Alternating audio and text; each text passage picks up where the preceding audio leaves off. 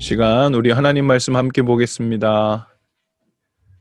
오늘 주신 말씀은 잠언 25장 21절과 22절 말씀입니다. 잠언 25장 21절 22절 우리 다 같이 한 목소리로 함께 읽겠습니다. 시작. 내 원수가 배고파 하거든 먹을 것을 주고 목말라 하거든 마실 물을 주어라.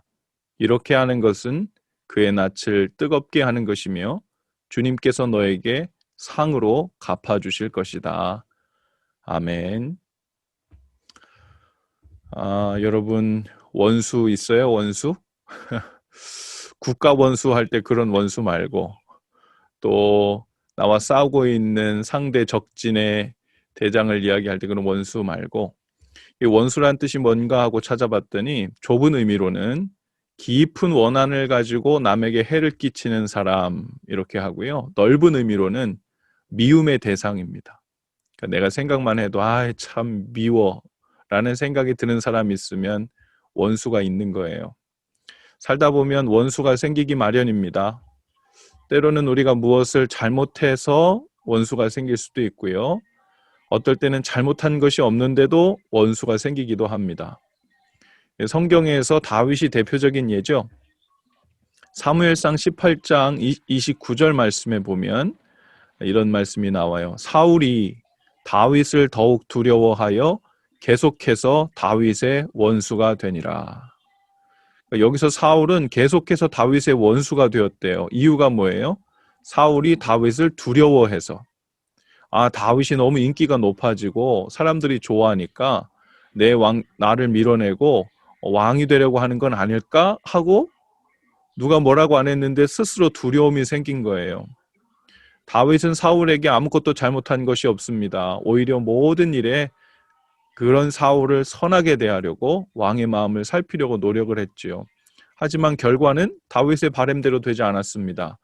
사울 왕의 원수가 되었어요. 한쪽에서 원수로 삼으니까 다윗 쪽에서는 원수로 삼지 않았는데도 어쩔 수 없이 원수가 되었고 서로 도망하고 쫓기는 관계가 되어 버렸습니다. 우리도 살다 보면 우리가 잘하든 잘 못하든 원수 관계를 맺을 수가 있어요. 예수님께서도 아무런 죄가 없으셨지만 서기관들, 바리새인들, 제사장들의 원수가 되었고 십자가에 못 박히셨죠. 그러니 혹 여러분 주위에 혹 원수 같은 관계가 되어서 그냥 너무 미운 마음이 들어서 그것만으로도 마음이 아프고 속상한 분들이 있을지 모릅니다. 나는 잘못한 일이 없어도 누군가가 나를 미워하고 원수처럼 여기고 있다는 사실을 알고 있는 것만으로도 제대로 된 사람이라면 마음이 불편해 소화도 안 되고 밤잠도 설치게 돼 있죠. 어떤 사람들은 온종일 아무것도 손에 안 잡히고 마음에 근심과 떨리는 마음이 생겨서 마음에 병이 나기도 합니다. 하지만 여러분이 잘하든 잘못하든 원수는 생기기 마련이니 너무 마음을 쓰지 마실 수 있기를 바라요. 너무 모든 관계를 천사들과의 관계처럼 유지하지 못한 것을 자기 탓으로 돌리려 하면 정말 그러다 죽습니다. 여러분, 우리는 본래 그렇게 할 수 없는 존재예요. 그러나 우리가 걱정하고 조심해야 될 일이 따로 있어요. 원수가 있고 없고 하는 일이 문제가 아니라 그 원수를 어떻게 대하고 있는가에 대한 문제입니다. 우리 믿는 사람들이 그 원수를 어떻게 대하고 있는가에 따라서 평안을 유지한 채 살 수도 있고 아니면 그 원수들과 함께 진흙탕에서 영혼의 어두운 시간을 보낼 수도 있습니다. 오늘 말씀에서는 어떻게 하면 원수를 안 만들 수 있는가를 말씀해주고 있는 게 아니에요. 예수님도 그렇게 원수가 많으셨는데 우리 주위에 원수 같은 사람이 많이 생기는 것을 너무 이상히 여기지 마시기 바랍니다. 하지만 이상하게 내 주위에 원수 같은 사람, 미운 사람들이 너무 많다. 계속 생긴다. 그렇게 된다면 혹 내가 그들 모두에게 혹 원수처럼 혹은 미움받는 행동을 하고 있는 것은 아닐까 하고 돌아볼 수 있기를 바라요. 혹 나의 말과 태도와 어떤 실수가 반복적으로 주위의 많은 사람들에게 동일하게 어렵게 만들고 있는 것은 아닌지 돌아볼 수 있는 것도 지혜이고 용기입니다. 사실 우리 자신이 사람들에게 원수처럼 행하고 있다면 그 모습을 스스로 알아채기는 쉽지 않아요. 수십 년간 나 중심으로 생각하고 나를 기준으로 삼아 살아왔기 때문입니다. 우리가 얼마 전 읽었던 잠언 21장 2절에 보면 사람의 행위는 자기의 눈에는 모두 옳게 보인다라고 했습니다. 그래서 성경은 원수를 만들지 않는 방법에 대해서 알려주지 않고요. 다만 우리가 원수들에게 어떻게 해야 하는가에 대해서 말씀하고 있어요. 오늘 우리가 읽은 말씀, 그 잠언 말씀과 이어져 있는 말씀이라고 볼 수 있는데요. 로마서 12장 18절에서 21절 말씀인데 제가 한번 읽어드려 볼게요. 가능하다면 너희가 할 수 있는 대로 모든 사람과 화평하게 지내라. 극진히 사랑하는 자들아, 너희 스스로 원수를 갚지 말고 도리어 진노하심에 맡기라. 기록된 바 원수 갚는 일이 내 것이니 내가 갚으리라. 주가 말하노라 하였느니라. 그러므로 내 원수가 줄이거든 그를 먹이고 그가 목마르거든 그에게 마실 것을 주라. 그리함으로 내가 그의 머리 위에 불타는 숯을 쌓으리라. 악에게 지지 말고 도리어 선으로 악을 이기라. 이 로마서 12장 18절에서 21절 말씀은요, 바울이 바로 오늘 우리가 읽은 잠언 25장 21절 22절을 염두에 두고 확장된 말씀이라고 볼 수 있어요.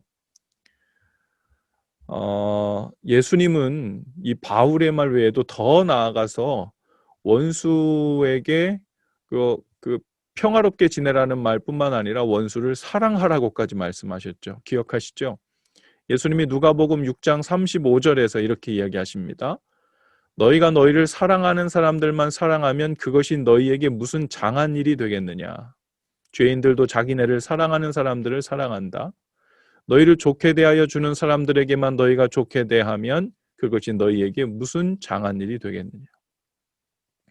그럼에도 불구하고 우리에게 원수가 생겨날 때 우리는 스스로 원수를 갚지 말고 어디에 맡기라는 거예요? 하나님의 정의로우심에, 하나님의 진노하심에 맡기라고 말씀합니다.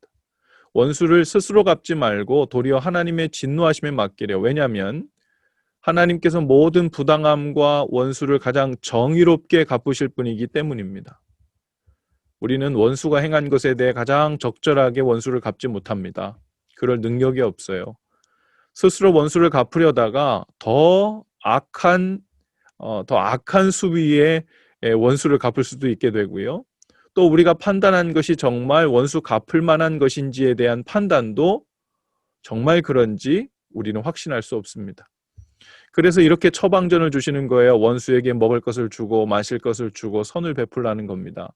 그리하면 그 머리 위에 불타는 숯을 쌓아놓게 되는 것이라고 말씀합니다. 사람이 머리에 불타는 숯을 쌓으면 어떻게 될까요? 그것이 와장창 무너지게 되면 어떻게 될까요?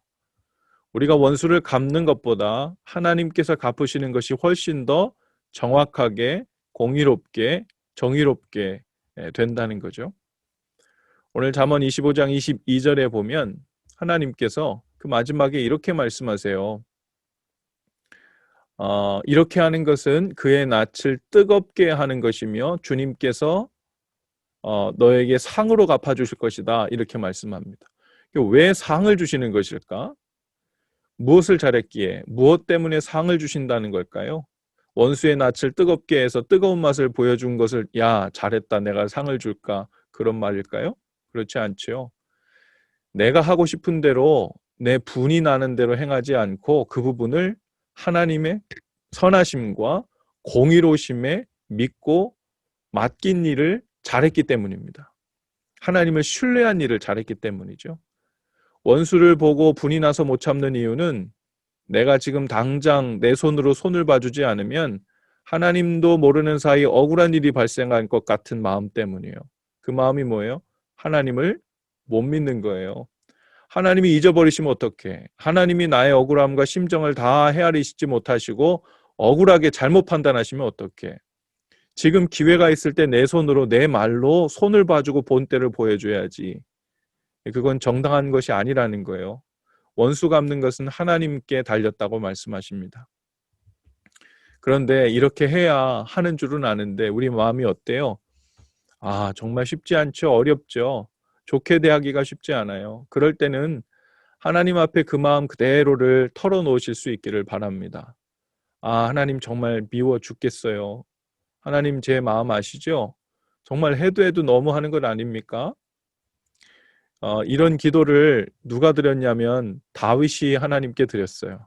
시편 109편 1절 이하에 보면요. 다윗이 그 원수에 대해서 하나님께 일러주듯 하는 기도가 나와요. 일명 이것은 저주시로 분류됩니다.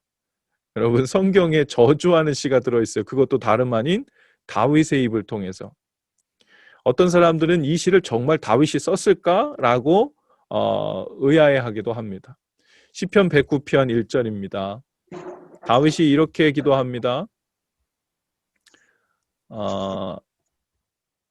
내가 주님을 찬양합니다. 잠잠히 계시지 마십시오. 악한 자와 속이는 자가 일제히 나를 보고 입을 열고 혀를 놀려서 거짓말로 나를 비난합니다. 미움으로 가득 찬 말을 나에게 퍼붓고 이유도 없이 나를 맹렬하게 공격합니다. 나는 그들을 사랑하여 그들을 위하여 기도를 올리건만 그들은 나를 고발합니다. 그들은 선을 오히려 악으로 갚고 사랑을 미움으로 갚습니다. 이제부터 저주가 나가요. 뭐라고 하냐면 그러므로 악인을 시켜 그와 맞서게 하십시오. 고소인이 그의 오른쪽에 서서 그를 고발하게 하십시오. 그가 재판을 받을 때 유죄 판결을 받게 하십시오. 그가 하는 기도는 죄가 되게 하십시오. 그가 살 날을 짧게 하시고 그가 하던 일도 다른 사람이 되게 하십시오. 그 자식들은 아버지 없는 자식이 되게 하고 그 아내는 과부가 되게 하십시오. 그 자식들은 떠돌아다니면서 구걸하는 신세가 되고 폐허가 된 집마저도 쫓겨나서 밥을 빌어먹게 하십시오. 다윗이 이런 기도를 해요. 얼마나 마음에 좋게 대하려고 선을 대하려고 해도 끝까지 자신을 악으로 선을 갚으니까 다윗이 그 상한 마음을 가지고 하나님 앞에 이렇게 나간 거예요. 많은 사람들이 자신이 신앙을 갖지 않는 이유에 대해서 이렇게 말하기도 해요. 지금 이 세상에 얼마나 많은 억울한 일들이 계속 일어나고 있는지 압니까? 얼마나 나쁜 사람들이 죄는 죄대로 다 지으면서 잘 먹고 잘 살면서 좋은 보약까지 많이 먹고 장수까지 하면서 죽을 때도 비싼 관에 들어가지 않나요? 그런 사람들이 벼락 맞지 않고 끝까지 잘 사는 것 보니까 나는 신이 없다고 생각해. 나는 하나님이 살아계시다면 가만두면 안 된다고 생각해. 그래서 분해 죽겠다는 거예요. 억울해 못 살겠다는 거예요. 하나님을 못 믿겠다는 겁니다. 물론 이 땅에 사는 동안에 약하고 가난하고 힘없는 사람들이 반복적인 피해를 받지 않도록 우리 믿는 사람들이 또 교회가 방패가 되어주고 일어날 수 있도록 도와주고 목소리를 높여서 그들의 편이 되어주어야 하는 일은 합당하고 마땅한 일입니다. 왜냐하면 우리에게는 하나님의 정의와 공의 그리고 사랑을 위한 통로로 또 그것을 행할 자로 부름받았기 때문이죠. 하지만 이 땅의 모든 사람들을 우리가 다 재판할 수가 없어요. 피해가는 사람들도 많습니다. 끝까지 못된 짓을 하며 죽을 때까지 그런 삶을 사람들도 적지 않습니다. 하지만 하나님의 진짜 정의를 위한 심판의 날이 있다고 우리에게 그래서 약속해 주셨어요. 심판에 따른 영원한 형벌이 있다고 말씀해 주십니다. 만약에 그것이 없다면 정말 억울한 일이죠. 그래서는 안 되죠. 심판이 없고 형벌이 없다면 부당한 거 맞습니다. 하나님이 그냥 계시면 안 되시지요. 하지만 우리는 하나님의 정의롭고 한치의 오차도 없는 공의로운 심판이 있음을 믿기 때문에 너무 억울해하지 않아도 됩니다.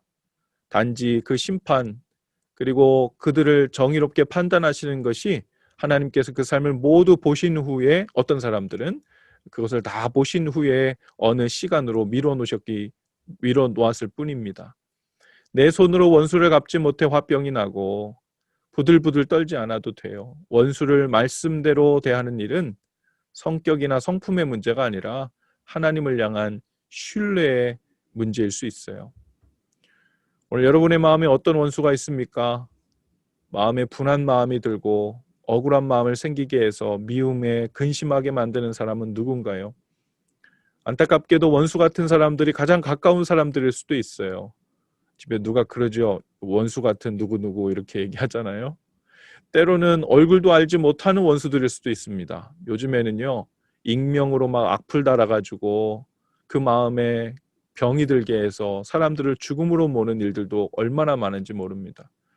먼저 하나님 앞에서 우리의 잘못이 있는지 없는지를 돌아보고 깨닫게 해주시기를 구하시고, 그 다음엔 그 미운 마음을 하나님께 응어리째 안아들고 억지로 소화시키려고 하지 마시고 하나님께 아뢰시고 일러주세요. 그리고 그 다음엔 그 원수를 주님의 손에 맡기고 의탁하는 마음을 주셔서 평안을 품게 해주시기를 구하실 수 있기를 바랍니다. 인생 수업이라는 인생 질문이라는 책에 보면 이런 간단한 이야기가 나와요. 당신이 억만장자라고 생각해보라. 돈이 많아요.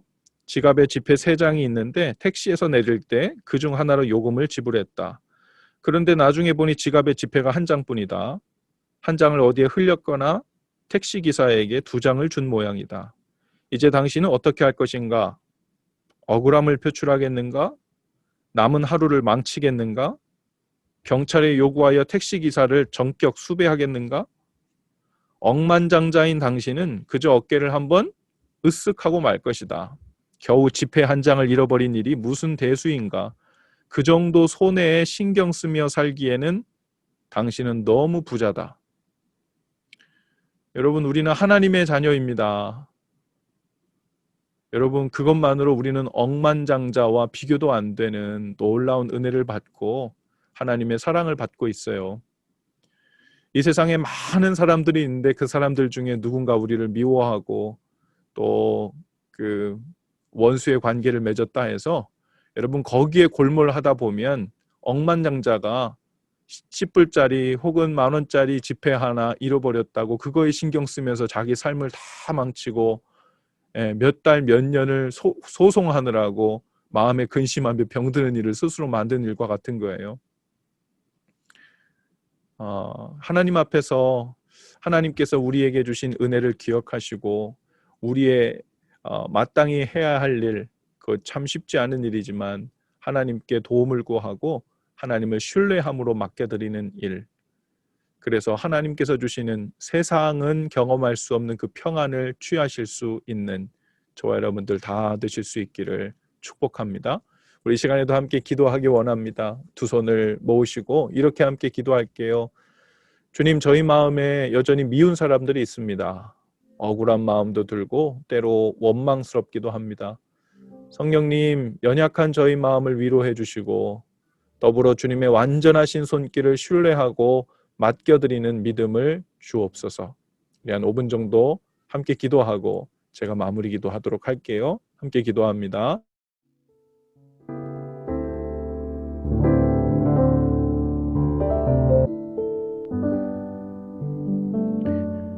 귀하신 주님, 미워하며 사는 일이 참으로 어렵고 고통스러운 일입니다. 우리가 원하든 원치 않았든 우리 마음에 큰 근심으로 자리 잡은 관계의 문제, 혹여나 들어가 있는 하나님의 사랑하는 자녀들 있다면 오늘 이 시간 믿음으로 주님 앞에 맡겨드리는 마음을 주시고 특히 그 상한 마음을 위로하시고 주님 안에서 평강을 누리고 또 은혜를 누리는 은혜를 허락하여 주옵소서. 특별히 우리 사랑하는 아이들 앞으로 살아가면서 여러 가지 미운 사람들이 인생에 원치 않아도 밀고 들어올 때 그들을 미워하는 마음 때문에 신음신음 알아가는 그런 삶이 아니라 주님 앞에 믿음으로 올려드리고 평강을 유지하고 또한 자유한 해방된 마음을 유지하는 귀하고 지혜로운 마음을 허락하여 주옵소서.